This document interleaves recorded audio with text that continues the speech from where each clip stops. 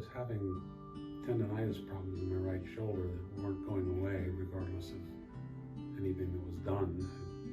They just kept coming back. So I decided I would try acupuncture. I was having problems with virtually anything that involved the shoulder. Particularly, I really couldn't play golf. Now I'm back to doing that, back to gardening with ease and all the other things. Mostly the pain is essentially gone, and I can do virtually anything. I'm still getting older or whatever, but still a little weaker than I was before. I'm going to work on that. Yeah, I think it was the right thing to do. It resolved the problem, and it's kept the problem away.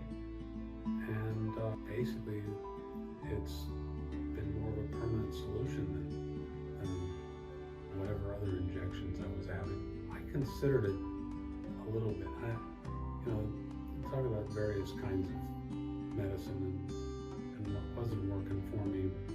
It's the way we were being treated with Western medicine, and I decided, read up on it and said, okay, we should try this. Now, it wasn't anything that, it's not like an instant cure. I mean, it takes time, but it kept improving constantly, and now it's pretty much not there any longer, which is good. It's been a very warm and welcoming and friendly place, and everyone seems to be, truly interested in making